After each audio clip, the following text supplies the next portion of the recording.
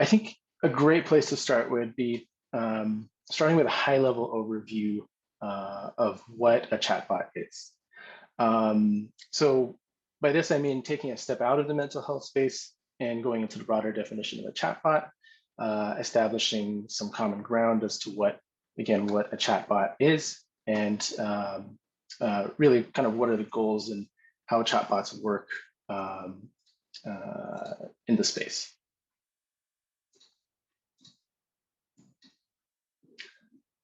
So I think a good place to start to orient ourselves would be to look at our phones and sort of their built-in assistants. Well, some may argue they're not quite chatbots, right? So you have Siri, Google Assistant, Alexa. Again, some might argue that these aren't quite chatbots, but are more AI assistants on your phone. But again, I think this is a great place to start and sort of understand how chatbots are meant to function or what their goals are in functioning, which is essentially creating this artificially intelligent or a being that you can essentially chat with or converse with. So here's an example of Siri. I'm sure all of us iPhone users out there, we've all done this at some point, set an alarm, and whether or not it works is another question, but again, this is something that I think we've all might be familiar with or have done at some point in time. At least I know I did it when Siri first came out and just thought it was really cool and wanted to play around with it for a little bit. And so I think that all being said, I think one place we could start is really establishing a definition of a chatbot and what it is. I really like this definition from the Landbot blog, which says that a chatbot is a conversational software that enables businesses, and I'll kind of add there too, other organizations to communicate with their audiences instantaneously and in a personalized way without having to compromise on automation. So again, there's that goal of communicating and creating conversation with the audience. And just wanted to provide a quick example of a chatbot being used via iMessage or the Apple messaging app for serving up information around the South by Southwest Music Festival. So back when in-person events were happening in full swing, this chatbot essentially guided people through the music festival and provided information about it. So how do chatbots work? And I'll preface this by saying that I'm not a technical expert in the space. I know we have a couple of folks on here who are, so feel free to add or correct anything that I might have missed. But this is meant to just really be a light overview of chatbots and what they're meant to do and essentially how they're meant to work. So I think it's easy to put chatbots into two buckets or two main types, essentially. You have the rule-based chatbots, which act more like a decision tree. They can be programmed by developers to be simple or really complex. It doesn't vary much outside of that predefined path and is really meant to be a content delivery mechanism. You also have AI-based chatbots. These can be those chatbots that utilize natural language processing, some more of like the cooler, I guess, like the cooler features that we come to think of and imagine chatbots to become, which are again are more conversational, and they use data to essentially train chatbots, and therefore they have a little bit more context in conversation. But I'll note here that it's a little harder to control the content that's necessarily being put out by the chatbot, as we've seen from a few examples. I'll note also that some chatbots can fall somewhere in between and borrow pieces from both types of these, both of these buckets. And so it's not always a clear, this is the type of chatbot that we're working with. And so here are some examples of, I guess, the future and in some cases the present of where chatbots are being used. So virtual bank management, customer service, marketing, automating HR, automating hospitality and travel industries and retail, which I thought was really interesting. You could essentially have these chatbots or bots do some shopping for you, which again, I thought was a really interesting use of a chatbot. But most importantly, and what we'll be focusing on today is the use of chatbots in transforming the healthcare experience, and more specifically, the mental health care experience. Now I'd like to introduce Guido Entenburg. Guido is a clinical content consultant at WISA, which is a mental health chatbot company.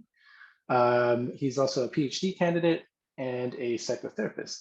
Welcome, Guido, and thanks for joining us. Hi, Sean. Thank you for the presentation, and thank you very much for the invitation. And hi, everyone. I'm very happy to meet you. I will share with you a space like this. Yes. So, to introduce myself, I'm from Argentina, so my English is good. I think it's like a good plus, but it's not fluent or native. So I'm going to read some things I prepare for you, and I will try to make you participate, and like so we can talk about the experience and talk about chatbots. And so any question you have, you can share the question with me, right?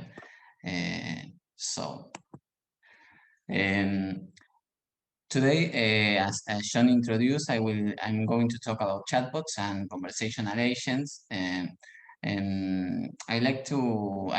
would like us to talk about the ideas that I'm going to share with you. So, first, to start, a lot of talks in the digital mental health field start like by explaining us why technology can improve the way people access mental health services. So I don't want to spend a lot of time here because I suppose that most of you have read about this, but at least mention it, right?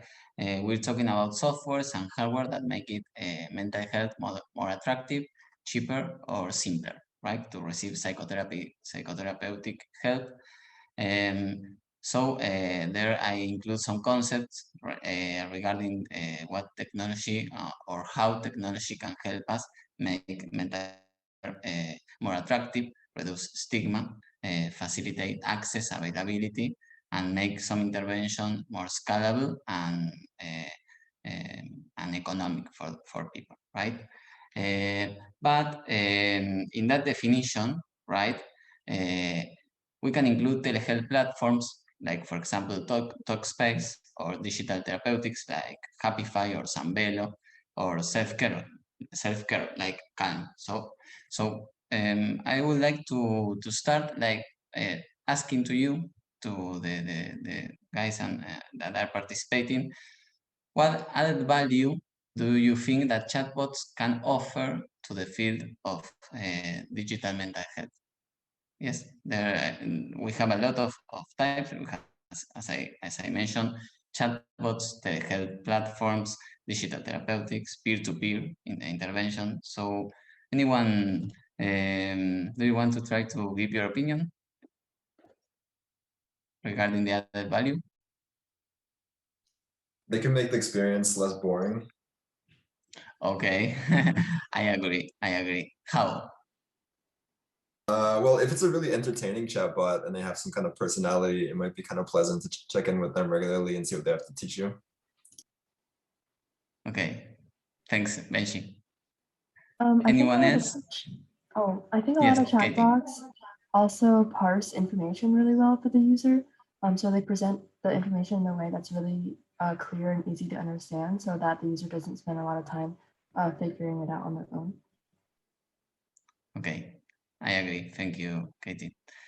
So, anyone else have an opinion? I see Eduardo shared a 24/7 availability with chatbots. Okay, but that's true. But for example, like digital therapeutics too. And so, for example, you can also access Calm 24/7, right? So in that part, I think maybe they are like similar. So the add value, that is something I wanted to talk first regarding the added value of chatbots to our field, right? And what I think is that a lot of people, John, you make an interesting introduction separating AI chatbots and rules-based chatbots. Maybe some of you thought about artificial intelligence or AI. That is what we usually hear about chatbots. But AI-based chatbots that can learn from conversation with users, it's interesting, but a lot of platforms can actually learn from users' experience. For example, Calm or Headspace. I assume they use AI in the same way as YouTube or Facebook, right? So what really differentiates a chatbot from other interventions, I think it's their conversational aspect, their conversational side. Yes, that is, to my understanding, their key feature.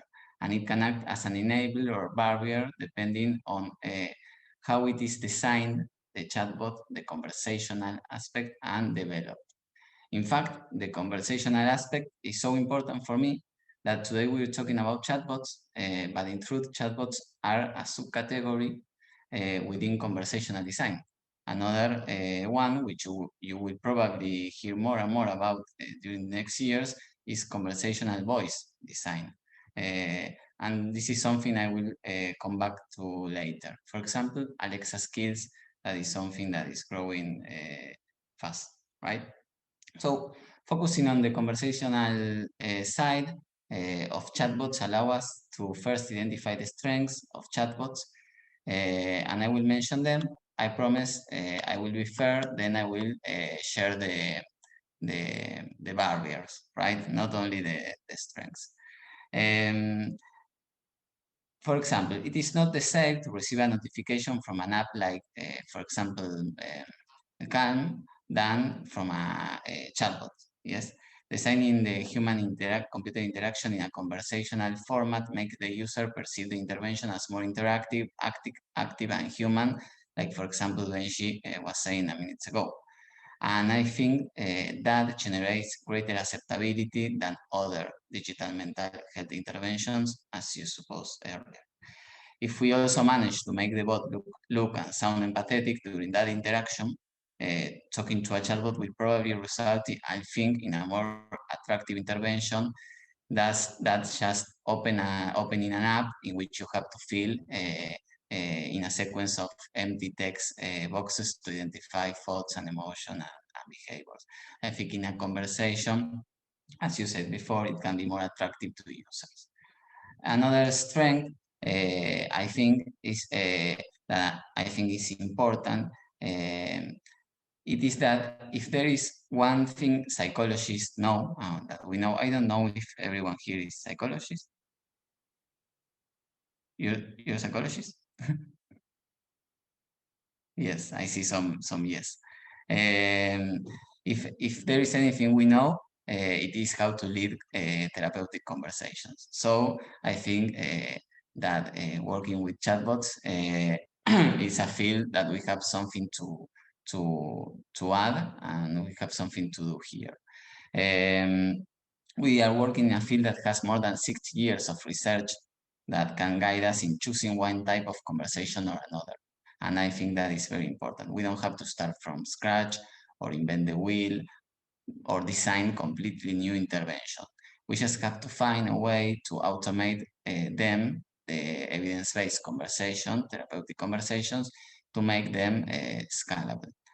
This link between psychotherapy research and computer conversational agents is many, many years old. Psychologists have been designing this type of intervention since 1960, when Joseph Weizenbaum from MIT designed ELIZA, a system that had Rogerian conversations with its users. So it's not new for us to think about how to automate therapeutic conversations. Anyway, sorry. I want to add a disclaimer. I think it's important. Just because we adapt therapeutic conversations does not mean that we adapt the whole therapeutic framework. The times, for example, should be different. For example, let's look at it together. How long, I have another question, how long on average would you say a conversation between patient and a chatbot should last? If you want to give your opinion. How many minutes, hours? I'd estimate maybe like 5 minutes. Oh, you see Eduardo also says 5 minutes. 5 minutes, Eduardo says. Anyone else?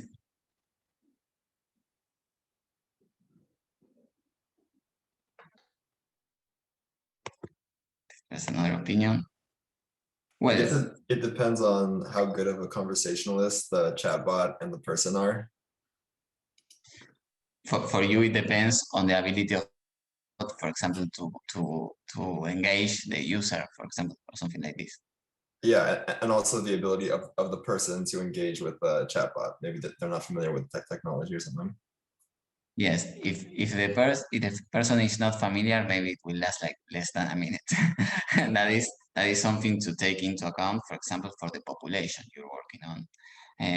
Indeed, there's not a mandatory time, but each conversation is designed on average to last between 3 and 8 minutes. And if at the end the user wants to continue talking, we try another intervention. We can continue with another, suggest, okay, do you want to choose like this intervention? This is what has been learned about how long users sustain adherence and engagement. And of course, it's very different from the 45 to 60 minutes face-to-face session. I don't know if in the US, but here in Argentina, we have that average time. And some conversation lasts a little bit more. Some of conversation, as Pesci said, last more or less. But the idea here is that we can use therapeutic conversations. We know that works, but the way we will offer them, it's not the same. This is not like take psychotherapy and put it on a mobile and make a chatbot produce the same. Yes. So and the last strength I want to share is that there are some specific areas for which this format has potential to achieve good results. Perhaps not therapeutic interventions that require in-depth therapeutic dialogue, but structured interventions to resolve specific situations. I think chatbots can work well for that. For example, my PhD consists of a behavioral intervention for parents, and I think I have a screenshot here. I have Eduardo's, that is my PhD thesis director, and my PhD experiment. And these are two ways that chatbots can help. For example, this is a recently published study. I think there is one participant here that is an author too. And we can think of a chatbot, for example, to administer a brief scale. And also in my PhD thesis, the chatbot is in Spanish because it's with parents from Argentina. I offer a brief microintervention where parents can learn to develop positive attention skills, specifically how they praise their children. And it's an 8-minute conversation, and they can learn from that. And this brings me to the last strength. I want to highlight that chatbots can be integrated into an already elaborated system of care and fulfill specific functions. For example, being the resource that a human therapist can count on to remind his or her patient during the week between sessions to practice daily mindfulness, for example. That can be like a function. Or to attend the appointment or administer a scale, right? However, I like chatbots, but I want to be honest and also share my ideas of the barriers in the field, right? The first barrier that I personally thought of and have heard a lot of is the complexity of trying to get a machine to emulate a human task as complex as providing psychotherapy. Yes, this is something many people said. Oh, how you dare to try to replace a human with a robot? And I will give you my opinion. My belief today is that it is indeed possible.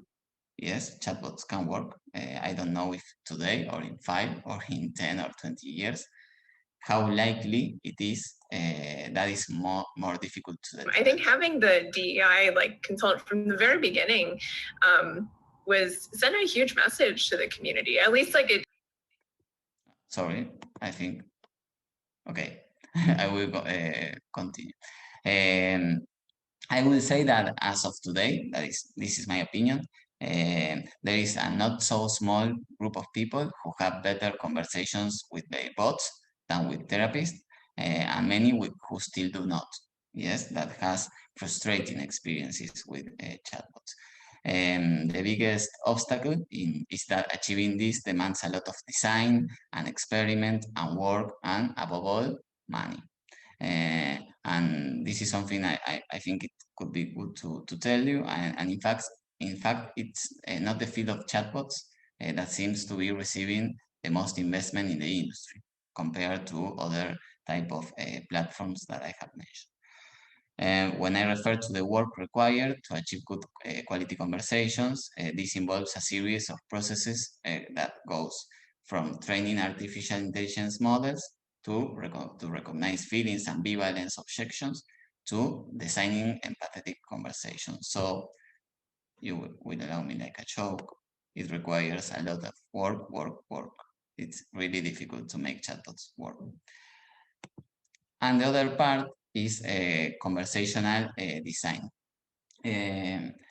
Although the conversational aspect can increase, I said before, the interactivity and attractiveness of bots, their tendency, I have to admit, is to often sound robotic and get stuck in conversation that everyone, I think, that tried a chatbot has the experience to feels like the conversation arrives to a dead end, and that generates irritability and resistance from users, and no one asking for help wants to feel that way, right? So, however, my opinion, it is fair to recognize that obstacle belongs more to us who design conversations than to chatbots, right?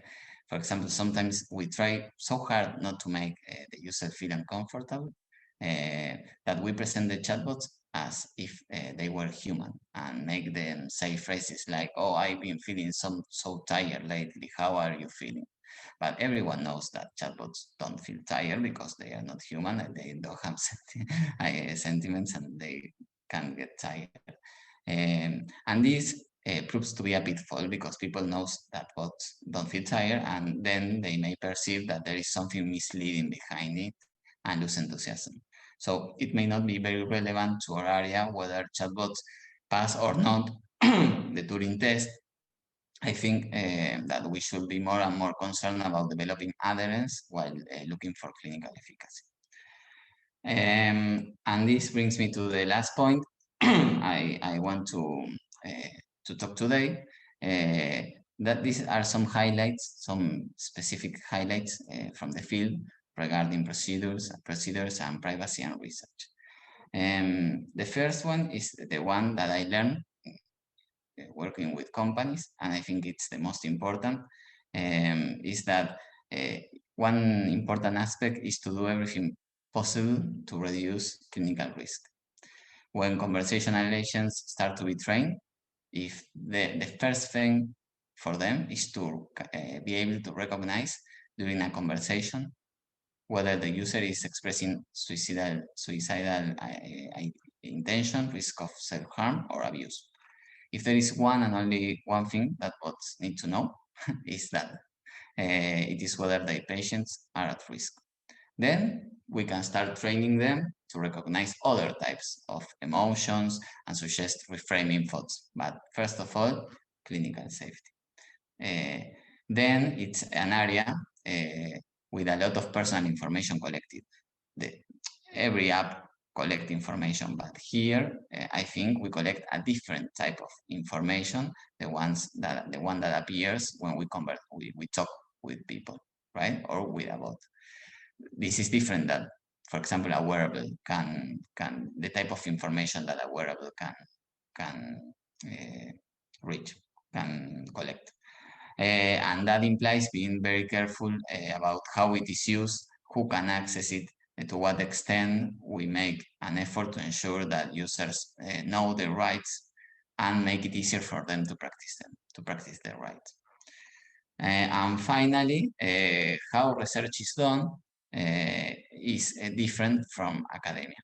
Companies that develop bots do faster research and spend time understanding specific things, such as, for example, whether the most effective conversations are those in which more or fewer characters are typed by the user. And I think there's other types of difference. And finally, I would like to mention for the last part of my presentation, I would like to mention some important issues for the field and get your opinion on them. Maybe you can tell me your thoughts about. I am going to mention them, and I would like to know if you want to discuss them with me. The first one, as I said at the beginning, I think the field of voice conversations has a lot of potential. I am referring, for example, to designing Alexa skills.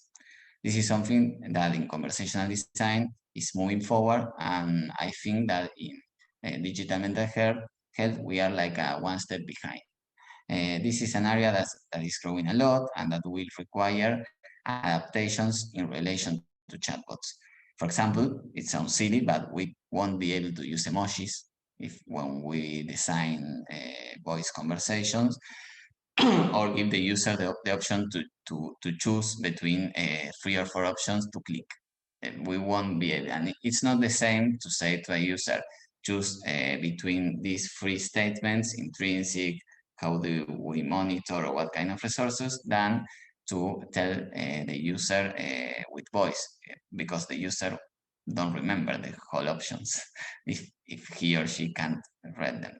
So it's different the way we will be able to design them. The second issue, I think this is not specific for chatbots, but I think it is something that it's interesting to have in mind, is the extent to which some kind of monitoring and control system is implemented for the companies in the field.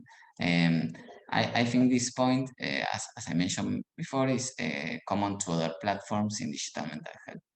And why it's so important for me. Unlike psychotherapy research, here it is private companies that develop products, and for some of them, maybe efficacy may mean that the users, for example, use the app more and more, and that perhaps collide with the well-being of the individual. So I think this is a central issue. If it's a user who uses the app a lot to monitor his or her well-being, fine. But my idea of an ideal mental health app is one that helps the user spend less time at the screen and not more. So I think that it's important spaces like this, for example, CyberGuide, to review the apps and to take a look at them and suggest what are the ones that seems to do better to the users. And the last one, I think there's the question regarding what kind of resource a chatbot can be. There is a lot of discussion centered on whether we can aspire to chatbots replacing the human therapist or not, whether that is possible or not. And my experience so far tell me that the question is not whether or not they can replace the human therapist, because that's like saying they are good or bad. I think this is a more complex thing. I think we need to ask complex questions regarding when they can be useful for what task, in what disorders and treatment, And I think that making those questions will help us think about the best use case for chatbots in our field. So that's my presentation. I hope my English was enough good for you to understand the ideas, and thank you very much. So here to explain more about work that's being done in this space and some of the work that's being done in particular at Wobot is Dr. Athena Robinson. Dr. Robinson is a clinical psychologist, published author and editor with specialties in implementation science and in digital mental health. Welcome, Dr. Robinson. Thank you, John. I'm pleased to be here. Should I start sharing my screen now? Is that okay? Yep. Okay, perfect. Yep. Thanks. Just stop sharing. 1 minute, everybody. I'm just going to transition. As John mentioned, I am Dr. Robinson. I am a licensed clinical psychologist by training, and I am Chief Clinical Officer at Wobot Health. And what I do at Wobot is essentially run our overall program of research, as well as thank you, Heather, as well as our regulatory pathways. And I also undersee the clinical and the theoretical underpinnings of our suite of emotional products. So I'm really excited to be here today to chat with you a little bit about how we're fusing our backgrounds as academicians and scientists with our clinical expertise to bring the suite of products that is Wobot Health. So just to give you a little bit of intel about who we are and what we do, our vision is to sort of radically advance the state of mental health care as it is right now and develop quality, evidence-based and empirically supported tools for use that support one's mental health across the lifespan. We have a combination of what we call wellness or behavioral health offerings, one of which is presently available in the marketplace in the App Store. And then in addition, we have a suite of digital therapeutic offerings, and those are the things that we plan to put through the US Food and Drug Administration, or FDA, for approval. And I'll be talking a little bit about those as well. The core of our tech is what we believe is a relational agent. So John talked a little bit about chatbots and the different forms in which they can come up and a lot of their use cases. And we believe that we have a relational conversational agent. So elevating it a little bit more to speak to the literal relationship between provider and user. So I'll fill you in on that as we go along too. All right, so what we have right now in the mental health field, for those of you who are providers or patients or utilizers somehow of mental health services, is we have trouble with capacity, right? Prior to the pandemic, as most of you know, we had already demand outstripping supply. Meta-analytic research since the onset of the pandemic has demonstrated a 3x, a triple increase in depression and anxiety in people internationally. So the amount of need that we have now for services to help support one another, our friends and our families, our peers, our communities, has just grossly shot through the roof. Unfortunately, many people live in areas that are no access areas, or they have faced one of a multitude of barriers to getting the healthcare they need. So they suffer in silence, unfortunately. We also see that the time between, someone starting to experience symptoms, they're raising their hands, requesting help, them navigating these healthcare ecosystems really is quite delayed, and the person continues to suffer as they go through some of these barriers. Many people end up never even seeing a therapist or a mental health care provider, and stigma, unfortunately, remains a pervasive and persistent barrier to health-seeking behaviors.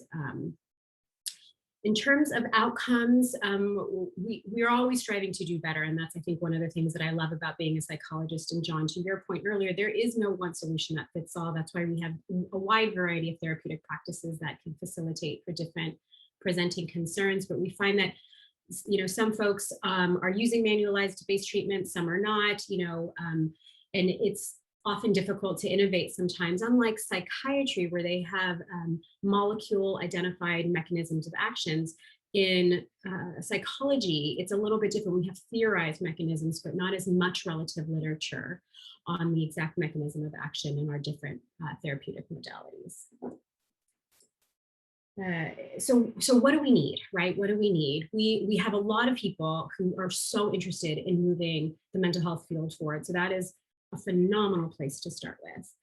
We do need unlimited capacity. All of us have mental health. This era of thinking that all humans have physical health, but no mental health, we need to move well beyond that. We have both, and they're of course intimately intertwined.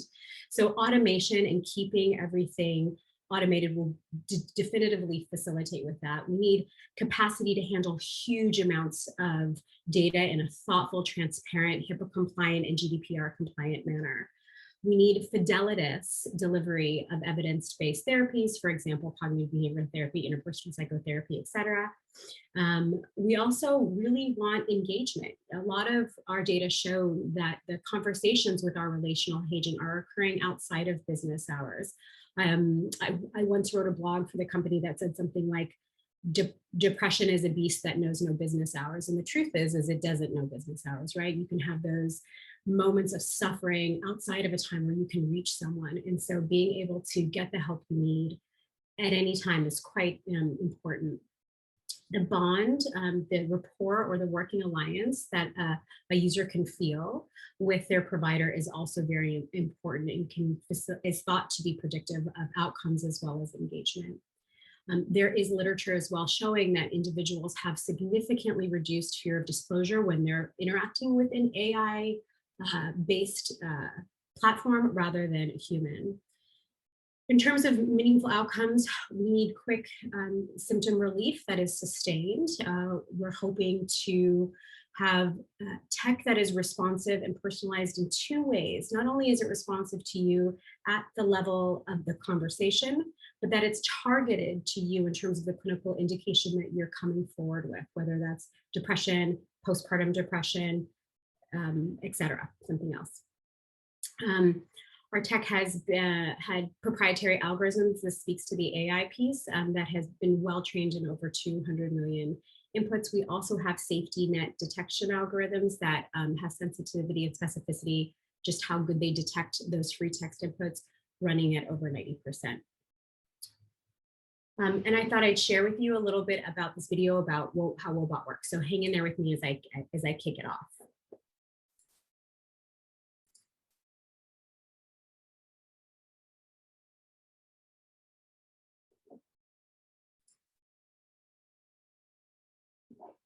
Hello, I'm Dr. Athena Robinson. As clinicians, we all know that our patients do better if they track their mood and practice what we teach in between our sessions together. But it can be hard for patients to remember to use the techniques outside of therapy in their daily lives. Woebot can help. Woebot is the clinically validated tool designed by Stanford-trained psychologists and researchers that invites patients to check in, helps them identify their mood, and nudges them to practice the techniques they've learned in therapy. Woebot starts by asking a very simple question. How are you doing? It's a natural and engaging way to invite a conversation, offer empathy, and support techniques such as cognitive restructuring. Woebot helps people identify distorted thoughts and tailors the right intervention to the right person at the right time so that they can develop more balanced thoughts. In fact, it's this ability to draw from a range of interventions and to match the best tool for the person in the problem that makes Woebot really unique. Through mood, symptom, and severity tracking, Woebot uses a wide variety of evidence-based therapy techniques from CBT, as well as, for example, distress tolerance tools from dialectical behavior therapy, plus grief processing and communication tools from interpersonal psychotherapy. And when things are going well, Woebot offers gratitude journaling to help your patients focus attention on the positive and deepen feelings of appreciation. With regular check-ins, your patients can track their mood over time and review and discuss these trends with you in therapy. That means you spend less session time reminding your patients to practice these techniques at home and more time on the deeper work that is so important when you're in session together. Woebot also offers mindfulness training, communication skills such as reflective listening, and an ability to easily review content and tools. Woebot is a simple and effective tool that helps patients track their mood and access a range of techniques from CBT to IPT and DBT to practice and reinforce what you teach them in therapy. Woebot offers continuity of care through regular check-ins so your patients can work with you to identify trends and apply techniques to improve their satisfaction and their overall outcomes.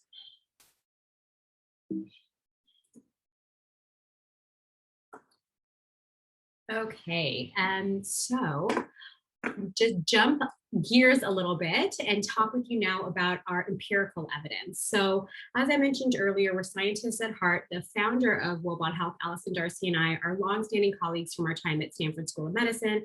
I had my own research lab there, which I led for about a dozen years, where I acquired grants and developed interventions and then tested them throughout the nation in different delivery modalities. And so we've continued that spirit of partnership and academic collaboration through our program of research at Woebot. And here are just some of our research partners that we have partnered with on various products. Oops, I went too far forward. And here are the products that we are putting through an FDA process. It's for those of you who have talked with FDA or worked with FDA before, it's a long process, and they're been tremendously busy given all of their work in COVID, but this is sort of a slide outlining where we are with the different products. Okay. I wanted to talk with you a little bit about the different types of outcomes that we've achieved, just for the sake of time, pulling a few key ones to share with you. Here you can see that in one of our initial randomized clinical trials, Woebot yielded significant reductions in depression as measured by the PHQ, a commonly utilized screening measure of depression, after 2 weeks and when compared to an educational-only control group. We also were approached by a group of obstetricians at Lucile Packard's Hospital who asked us to collaborate with them on a study, and we ended up doing a randomized clinical trial comparing Woebot plus treatment as usual to treatment as usual alone among nearly 200 women.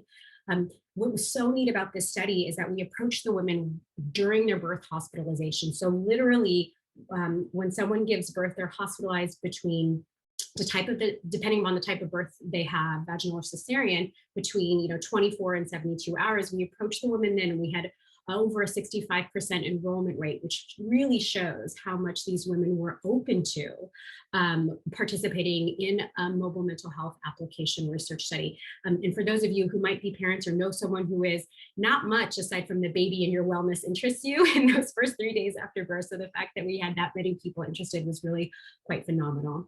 At baseline, the overall, this sample did not score in the positive range for depression. They scored below a 5 on the PHQ, but nonetheless, we still were able to show that Woebot demonstrated significant reductions in that depression compared to the treatment as usual group.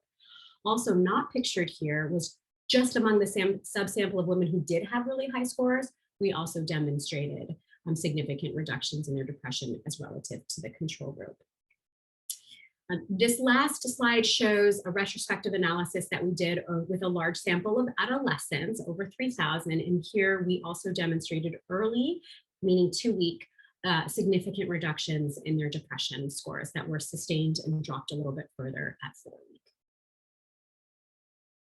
We were approached by the National Institutes of Drug Abuse, and they invited us to submit a Small Business Initiative Research Award, which they did grant us. And so we have partnered with Dr. Judith Petraska of Stanford School of Medicine, who is an internationally recognized leader in substance abuse research.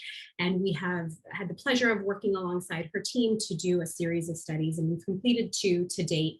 Our first manuscript was recently published in JMIR, and we demonstrated that after 8 weeks of using Woebot, which was specifically designed for substance use concerns, we had significant reductions in occasions of substance use, significantly reduced cravings, significantly increased someone's confidence or their self-efficacy to manage urges to use.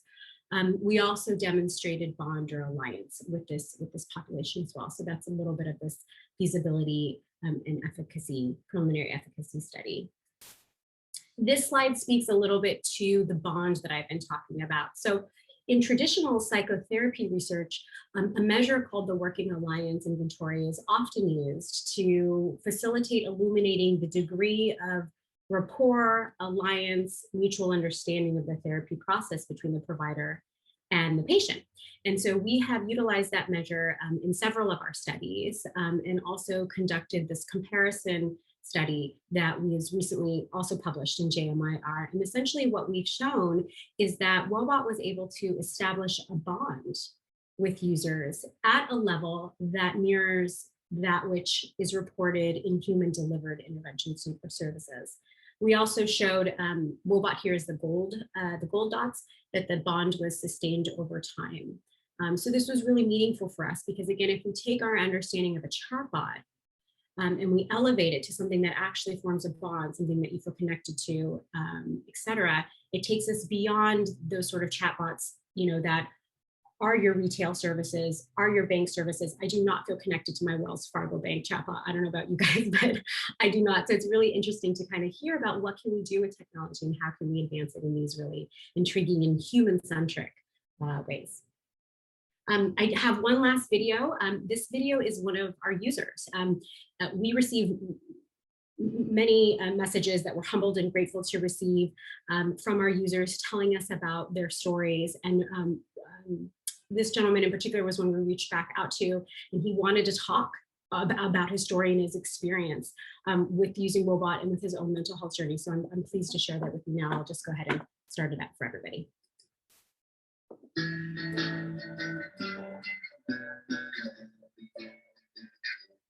My name is Brian. I'm 22 years old. I live in Atlanta, Georgia. I make music. I play guitar, piano, sing. I like to go kayaking. I like to hike.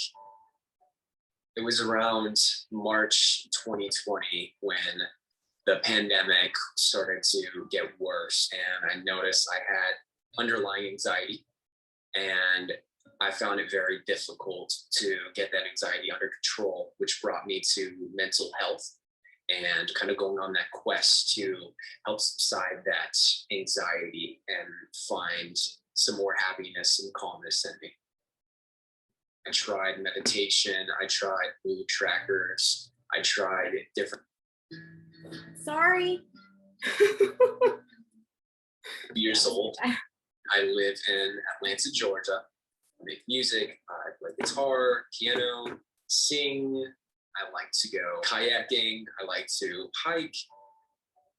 It was around March 2020 when the pandemic started to get worse, and I noticed I had underlying anxiety, and I found it very difficult to get that anxiety under control, which brought me to mental health and kind of going on that quest to help subside that anxiety and find some more happiness and calmness in me.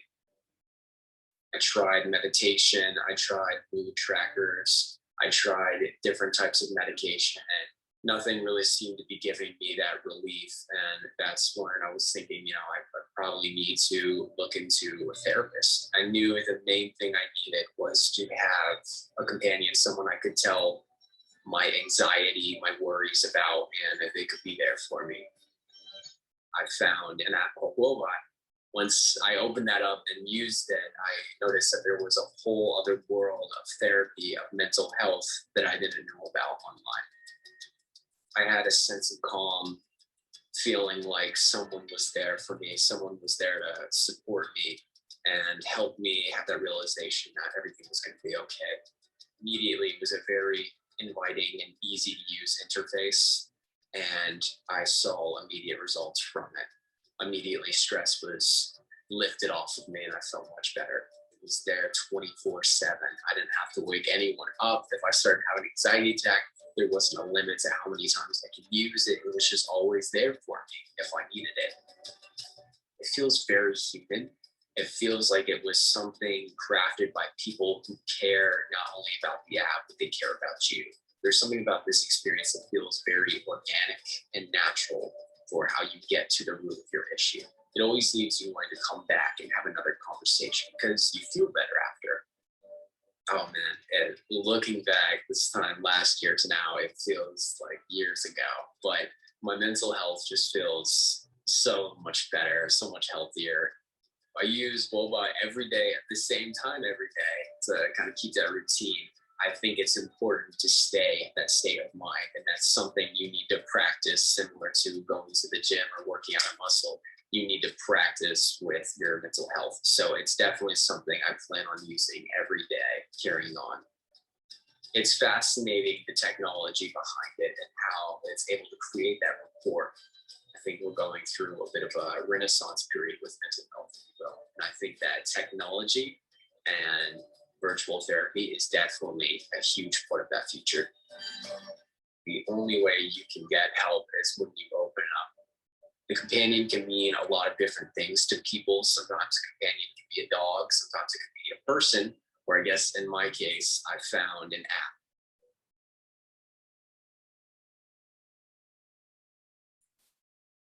Okay, and that's it for me. Those are all my slides. I know Martha had a question about BOM, but I'm happy to take other questions too. John, what's the best way to do it? Just launch in, or?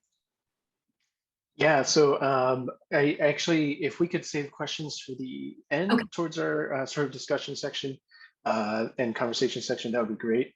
And yeah, so we'll just go through a few more slides here on our end, and then we'll have time for that discussion section there, if that's okay.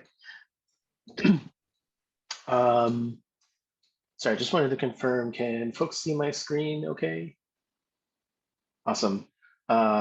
And yeah, on your note about the banking chatbots, I'll add that my bank chatbot rarely delivers any good news. So yeah, definitely better to have a chatbot like Robot, which is much more conversational.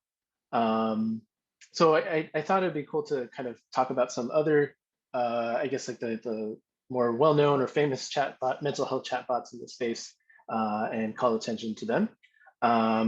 So first, again, is Robot. And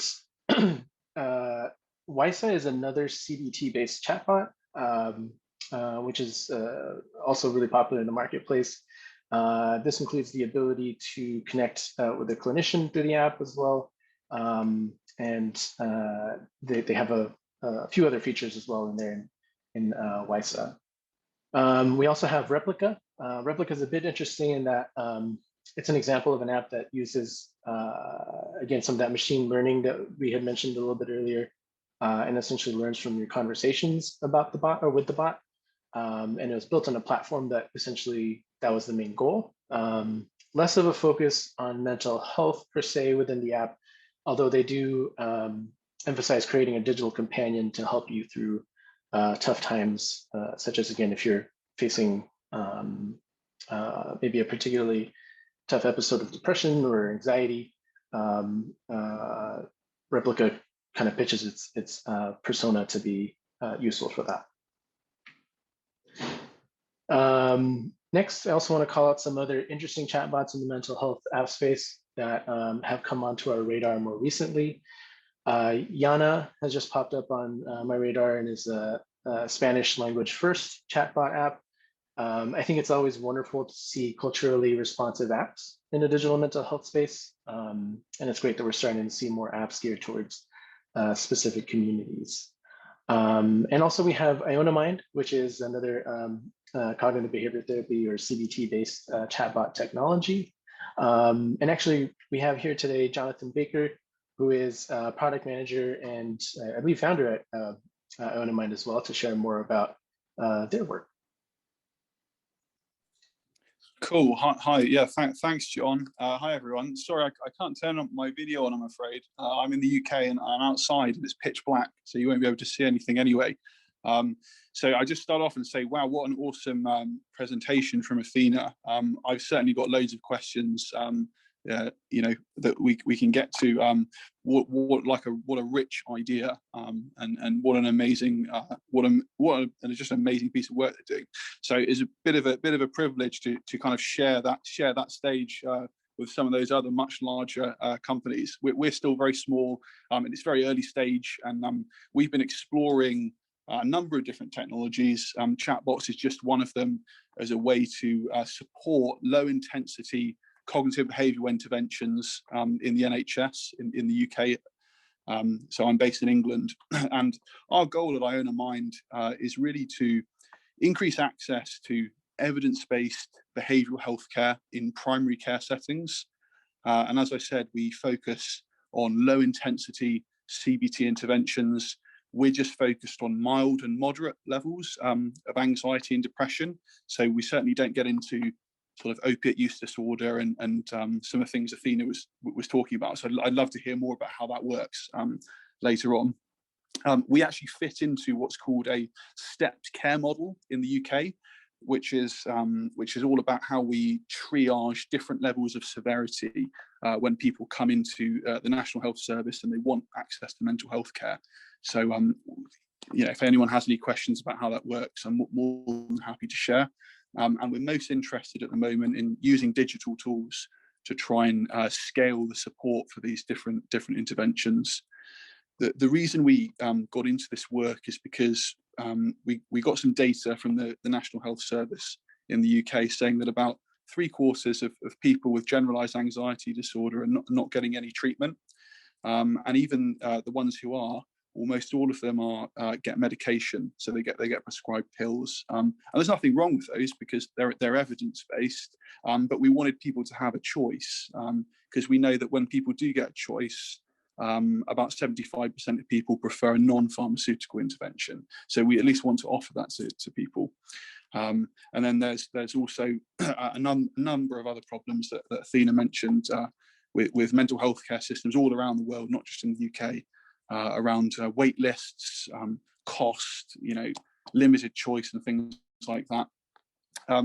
So as I said, we focus on low intensity interventions, mild to moderate levels of anxiety and depression. We don't do anything like, we don't support interventions for people with PTSD or social phobia or anything. That's more of a kind of a high intensity role. We're just focused on interventions that target the here and now, so the presenting problem, and the kind of like the underlying theoretical framework that we lean on is the cognitive triad. I'm sure most people are familiar with that, but if not, we can maybe explain that in questions. We don't get into sort of core beliefs and schemas and things like that, which is more of a high intensity intervention that you would work on with a trained psychotherapist. We just focus on more kind of behavioural activation and simpler kinds of interventions that people can use as a first port of call if they need support. We also tend to focus on sort of one intervention at a time and focus on supporting somebody to kind of get the most out of a particular intervention, whether that's behavioural activation or something similar. So perhaps the interesting thing is that over here in the UK, low intensity cognitive behavioural therapy is actually delivered by coaches, not sort of not highly trained, not people with PhDs, so not people like Athena. And these coaches, they support the delivery of therapy. Now, this is maybe a bit of a nuanced point here, but it's not the over here. The coaches are not actually delivering the therapy. What's delivering the therapy are self-help materials and or particular activities and exercises, and then the coach is supporting the delivery of the therapy through these materials, but it's not actually the coach who's delivering the therapy. And that's a little bit different to if you went to see a clinical psychologist who has a PhD who actually would be delivering the therapy. If that's not clear, you know, I'm happy to take questions on that after. So what a coach is doing then, if they're not actually delivering the therapy, what are they doing? They're doing things like setting homework, reviewing and tracking somebody's progress through self-help materials, and they're really trying to find out and reinforce what's working. So if there's a particular exercise or strategy that's working, they'll check in with that person on a weekly basis and just encourage them to keep doing that until they start to feel better. And one of the ideas that we had when we were trying to sort of deliver better support was we thought, maybe we could use some kind of artificial intelligence. We weren't sure what at the time if it was going to be a chatbot or whatever. But we were trying to see how could we better support cognitive behavioral therapy and the implementation of it with an AI. So what we really wanted to ideally do is have an AI performing that support role that coaches would normally do with self-help materials, because many of the people that we're working with just found it difficult that they would only get a 25-minute session with a coach once a week, and they'd have to try and cover everything there. So there would be a lot of drop-off. So what we thought was if we could have something that's always there, that would have a kind of a few basic rules coded into it that would direct people and support people. And that's what we started with. But then over time, we got sort of more sophisticated with our technology. So we realized that when this support became a chatbot, an AI, people were more engaged with it, and we got better data. And then as we got more and more data, we started to realize things like we could identify the times of the day and even the particular days of the week when somebody might need support, and we could send them notifications to say, you know, a very common one would be people with generalized anxiety disorder would tend to be triggered by Sunday evenings, perhaps because they don't want to go to work on Monday. So we could send them some notifications to go back and look through their gratitude journal and things like that. So that's really what we're focused on right now, which is trying to develop our technology to make it more engaging, a more engaging way to support people through their self-help interventions, trying to make the support as clear as possible, because you know, an alternative to using something like I Own a Mind is use an ebook, which your GP will send to you. And we know that a lot of our users didn't get on very well with an ebook. So we try and make our technology really clear and engaging, a bit more fun than a book. And we also try and make it as accessible as possible and as non-stigmatizing. So those are just some remarks. I've got loads of questions from Athena. I'd love to take questions from you guys. And I think I'd just say that the last thing is the biggest barrier to adoption for technologies like ours and maybe Wobots as well, and everyone else listed, is really just getting the word out there and promoting these products and ideas and trying to bring them into the mainstream. Because certainly when we explain to some people who are going through coaching that they're going to be talking to a robot, but that's not the phrasing that we use, but I guess that is really what's happening. Some people are a little bit skeptical, but then once they start using it, many people go, oh, this is actually better than I thought, and in some cases actually prefer this to my coach. So I'll leave it there. I'd love to take any questions, and it'd be great to have a discussion. Awesome, thank you, Jonathan. And again, a big thank you to Jonathan and Athena for presenting their work today. And yeah, I just want to go ahead and open up the floor for discussion and any questions that folks might have.